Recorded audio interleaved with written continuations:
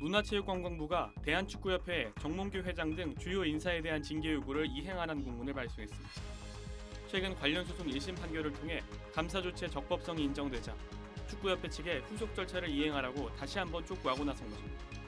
문체부는 2024년 11월 5일 요구했던 감사 결과 처분 및 조치 요구의 이행을 거듭 촉구하는 공문을 축구협회에 보냈다고 밝혔습니다. 앞서 문체부는 지난 2024년 11월 축구협회에 대한 감사 결과를 발표하며 정몽규 회장 등 주요 인사들에게 자격정지 이상의 중징계를 요구했습니다. 당시 문체부는 국가대표 감독 선임 절차와 축구인 사면 업무 등 9가지 사항을 지적했습니다. 축구협회는 이 처분이 위법하다며 소송을 제기했지만 서울행정법원이 지난 23일 판결을 통해 문체부의 감사 범위와 징계 요구가 적법하고 사안별 조치 요구 또한 정당하다고 판결했습니다. 이에 따라 축구협회가 신청했던 감사처분 집행정지 효력은 판결일로부터 30일 후인 다음 달 26일에 소멸됩니다. 축구협회는 효력 소멸 이후 한 달 이내에 임직원에 대한 징계 의결을 요구해야 하고 2개월 이내에 제도 개선과 시정 조치를 이행해야 합니다. 문체부는 축구협회가 이번 판결을 무겁게 받아들여야 한다. 이번 판결이 대한민국 축구가 국민의 신뢰를 회복하고 한 단계 더 발전하기 위한 중요한 전환점이 되기를 바란다고 밝혔습니다. SBS 김태원입니다. 정몽규 대한축구협회장에 대한 문화체육관광부의 중징계 요구 처분이 적법하다는 법원 판단이 나왔습니다. 서울행정법원은 오늘 대한축구협회가 문체부를 상대로 제기한 특정감사 결과 통보와 조치 요구 취소 청구 소송에서 원고 패소로 판결했습니다.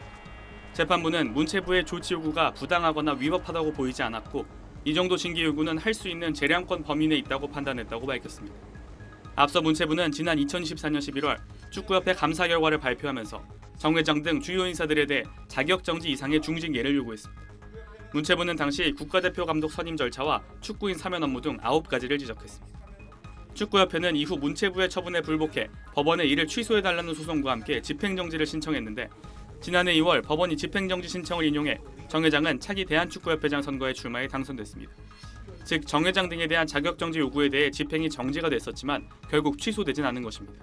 재판부는 징계 요구의 근거가 된 위르겐 클린스만 전 감독 선임 절차에 대해 정 회장의 후보자 면접을 단순 면담으로 볼 수 없다며 국가대표 전략강화위원회의 기능이 무력화됐고 정 회장이 감독 선임 과정에 권한 없이 개입했다고 봤습니다.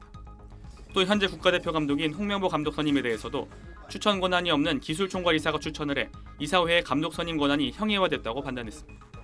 협회 측이 문체부의 징계 요구 권한과 감사 범위를 문제 삼으며 위법성을 주장했지만 결국 받아들여지지 않았습니다. 재판부 판결에 축구협회 측은 법원의 결정을 우선 존중한다며 판결문을 검토한 뒤 입장을 밝히겠다고 전했습니다. 축구협회가 이번에도 징계를 이행하지 않을 경우 문체부가 다시 감사를 실시할 수는 있지만 현행 법상 문체부가 직접 정 회장을 징계하거나 축구협회의 조치 요구 이행을 강제할 수는 없습니다. SBS 김태원입니다.